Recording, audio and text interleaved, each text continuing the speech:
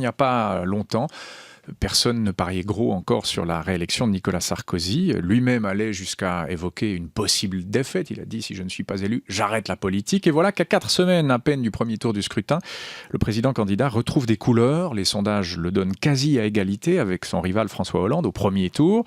Certes, le candidat socialiste conserve un avantage assez net dans l'optique du deuxième tour, mais la campagne a clairement pris une autre tournure, une tournure beaucoup plus serrée. Il y a quelques semaines, on recevait Nicole Castioni, candidate socialiste des Français de l'étranger, pour évoquer cette élection présidentielle. Ce matin, place au camp d'en face, place au député maire de Divonne, député maire UMP, Étienne Blanc, c'est vous, bonjour. Merci d'être avec nous. Étienne Blanc, je ne vous entends pas. J'espère que vous m'entendez. Vous êtes dans notre studio. Moi, je vous entends voilà, très bien. Ça marche désormais. Merci d'être avec nous jusqu'à 8h, Étienne Blanc. Vous êtes à Genève. Bon, abordons frontalement cette campagne qui, je le disais, semble prendre une autre tournure. Il y a 2-3 semaines encore, y compris dans les rangs de l'UMP, on faisait grise mine. Vous êtes un peu plus confiant désormais sur la victoire de votre président candidat ? Écoutez, moi, je regarde les sondages, mais vous savez, les sondages, il faut leur prêter une attention un peu distante. Les sondages ne font pas l'élection. Les sondages, c'est la photographie de l'opinion à un moment donné. Ça n'est pas la photographie de l'opinion au jour de l'élection. Mais je constate avec satisfaction qu'aujourd'hui, la droite s'est ressaisie et qu'au premier tour, nous sommes à égalité, voire même dans de nombreux sondages, devant le Parti socialiste, et qu'au second tour, l'écart s'est resserré. Je rappelle qu'il y a un mois, on donnait François Hollande élu à 62% contre 38% à Nicolas Sarkozy, et qu'aujourd'hui, dans certains sondages, on donne François Hollande encore élu à 54% contre 46% à Nicolas Sarkozy, ce qui veut dire que dans une quinzaine de jours, dans 3 semaines, on peut être à égalité avec le candidat socialiste. Ce sera un résultat serré, mais je crois que le jeu est très ouvert et que le président sortant a toutes ses chances. Vous l'avez dit, les sondages, on peut y croire ou pas, reste ce qu'il montre, cette photographie. Qu'est-ce qui a changé Qu'est-ce qui a changé pour que Nicolas Sarkozy remonte autant ? Je crois qu'il y a 2 choses qui ont profondément changé. D'abord, la droite s'est mise en ordre de bataille. Et la droite a été un peu désorientée par l'élection primaire du Parti socialiste. Pendant des semaines, les médias, les grandes radios, la presse couvraient le Parti socialiste et son élection primaire. Le challenge autour de François Hollande a mobilisé les médias. Et puis la deuxième chose qui a changé, c'est que dans cette campagne, tout le monde a compris que nous étions dans une situation internationale extrêmement difficile, à la fois sous l'angle de notre sécurité, les événements récents viennent de le prouver, mais aussi sous l'angle monétaire, sous l'angle financier, sous l'angle économique. Et dans ces périodes de tempête, les Français aiment avoir un chef d'État qui est à la manœuvre, un chef d'État qui s'affirme, un chef d'État qui prend des décisions, un chef d'État qui tranche. Et ils se sont aperçus, je crois, que François Hollande était un homme hésitant. Il est hésitant sur tous les sujets. Il est hésitant sur les questions économiques, sur les questions financières, sur les questions de sécurité. Il est hésitant sur le nucléaire, il est hésitant sur l'OTAN. Et je crois que les Français ont compris que ces flottements faisaient de François Hollande un homme qui n'était pas l'homme de la situation. Vous diriez, comme Nicolas Sarkozy, qui s'est confié, mais comme disait l'autre, il n'y a pas d'off, un journaliste du Monde, vous avez probablement eu cet article ce week-end, Hollande est nul, c'est ce qu'a dit Nicolas Sarkozy ? Je ne suis pas sûr que le président de la République ait dit cela. Vous savez, moi, ce qui m'a frappé chez Nicolas Sarkozy, qui a eu, c'est vrai, quelques emportements, quelques phrases excessives, depuis 1 an, je crois que l'homme a profondément changé, je crois que l'homme a pris de la hauteur, je crois qu'il s'est affirmé. Alors, est-ce que cette phrase a été interprétée ? Je ne sais pas, moi je n'étais pas là, j'aime bien me prononcer sur des certitudes et non pas sur des le fond, on a un peu l'impression que c'est ce qu'il pense, non ? Je ne crois pas qu'il pense cela. François Hollande est un bon candidat pour le Parti socialiste, parce que c'est un homme qui rassemble le Parti socialiste. Pour lui, la difficulté, ce sera d'essayer de rassembler au second tour l'extrême gauche, qui est en train aujourd'hui de remonter très sérieusement avec M. Mélenchon. Non, l'homme n'est pas nul. L'homme est flottant sur un certain nombre de sujets de fond. Moi, il y a un sujet qui m'a particulièrement intéressé, c'est l'affaire de l'OTAN. Depuis le général de Gaulle, la France était hors le commandement intégré de l'OTAN. Nous l'avons réintégré. Et quand on pose la question à François Hollande, parce que les socialistes se sont opposés à cette décision, est-ce que vous y resterez ? Il a eu, en l'espace de 4 jours, un comportement assez étonnant. D'abord, il a dit oui, on s'en va. C'était le premier jour.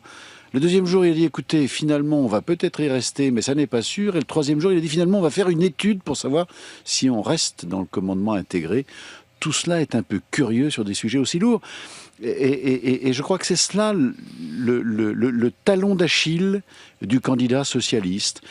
On pourrait dire la même chose sur le nombre de fonctionnaires publics. Vous savez que le président Sarkozy s'est engagé à diminuer la dépense publique. En l'espace de 5 ans, on aura diminué le nombre de fonctionnaires d'État de l'ordre de 160 000. Quand on interroge François Hollande, il dit on va peut-être en recréer 60 000 dans l'éducation nationale. Puis il dit non, finalement, on ne va pas les recréer dans l'éducation nationale. On fera ça à effectif constant. Tous ces flottements sur des sujets aussi lourds donnent aux Français l'image que l'homme n'est pas l'homme de la situation. Donc on est entre un homme flottant et un homme qu'on qualifie d'hyper-président, qui en fait peut-être un peu trop, qui procède comme par décret. Je veux dire, il y a la tuerie de Toulouse et le lendemain ou le surlendemain, il fait une sorte de patriotacte à la française. Ça aussi, c'est sa marque à Nicolas Sarkozy. On surréagit toujours à l'actualité. Et puis, c'est aussi quelqu'un qui est en première ligne, Nicolas Sarkozy, qui est le premier responsable, du coup, aussi bien de ses réussites que de ses échecs. Est-ce que c'est pas une erreur stratégique de sa part que de ne pas avoir utilisé le gouvernement et le Premier ministre aussi, François Fillon, plus souvent, une sorte de paravent? Il n'y a pas de paravent à Nicolas Sarkozy, c'est un danger. C'est vrai. D'abord, il y a eu une réforme constitutionnelle. Le mandat présidentiel a été ramené à une durée de 5 ans. Et désormais, le mandat du président de la République correspond à la durée du mandat de l'Assemblée nationale. Les deux élections sont concomitantes. Au mois de mai, nous allons avoir l'élection présidentielle et au mois de juin, juste après, les élections législatives. Donc ça a donné au président de la République un temps qui est le temps parlementaire et ça lui a permis de s'affirmer comme le chef d'une majorité.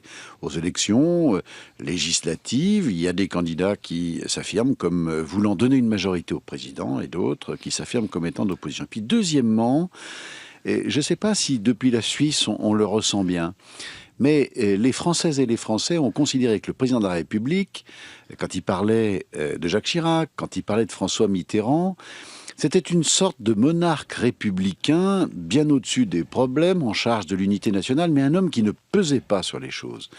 Un homme qui n'était pas capable de changer la société française ou de porter des réformes profondes. On pourrait citer quelques exemples. La réforme des retraites. On était un des derniers pays du monde à affirmer qu'on pouvait garder une retraite à 60 ans pour tous les Français. Il fallait changer ce système et augmenter la durée de l'âge légal pour partir en retraite. Il fallait procéder à une diminution drastique de la dépense publique, notamment pour les dépenses de l'État. Eh bien, François Mitterrand, comme Jacques Chirac, donnait l'impression qu'il posait le problème et qu'il n'était pas capable de le régler. Et la grande différence avec Nicolas Sarkozy, pour employer une expression qui est très française, cet homme a mis les mains dans le cambouis. Il a non seulement été à la manœuvre, mais il a été l'artisan des réponses qu'il souhaitait apporter au constat que tous les Français faisaient. Alors c'est vrai qu'il s'est engagé sur la diminution de la dépense publique, sur des questions de sécurité, sur des questions militaires, et en cela, il est revenu sur une tradition française, cette dichotomie entre présidence de la République et Premier ministre. Il est devenu un peu un chef du gouvernement, l'animateur d'une majorité. Vous savez, il y a des moments dans l'histoire de France où il faut des hommes d'État qui s'engagent. Ils ne sont pas seulement responsables d'une politique, ils sont acteurs d'une politique.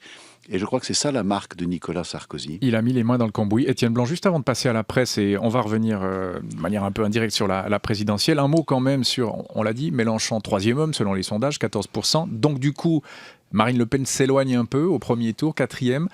Cette menace pour vous, la menace FN, s'éloigne vraiment? Qu'en pensez-vous? Moi, je n'ai jamais cru que Marine Le Pen serait au second tour d'élection présidentielle parce qu'elle aurait éliminé Nicolas Sarkozy. La force de Nicolas Sarkozy, c'est de rassembler son camp. Le camp du président de la République, depuis 2007, c'est grosso modo un Français sur 3. C'est 30%, un peu plus de 30% des Français. Eh bien, je pense que Nicolas Sarkozy, quand il rentre en campagne, rassemble son camp. Et aujourd'hui, on le crédite entre 28 et 30% à un premier tour. Ça veut dire que sa majorité est rassemblée autour de lui. En ce qui concerne Marine Le Pen, écoutez, sur toute une série de sujets, les Français commencent à comprendre qu'il y a autour de cette droite nationale, ou dite nationale, une illusion profonde. La sortie de l'euro, la remise en œuvre sur les frontières du territoire de la République, des contrôles douaniers revenant sur les accords de Schengen, sur les questions de sécurité, la renationalisation de nos politiques de sécurité, alors même que nous le savons, pour lutter contre les trafics de drogue, le trafic de prostitution, les trafics financiers divers, c'est au niveau européen ou mondial qu'il faut agir. Les Français comprennent que cela, c'est une illusion, que le Front National a surfé sur des sujets très populistes. Vous savez, les Français, pour employer encore une expression triviale, on ne leur la fait pas. Quand ils ont un bon sujet, ils l'analysent, ils le comprennent. Et je crois qu'aujourd'hui, ils ont parfaitement assimilé que les réponses du Front National n'étaient pas des réponses solides.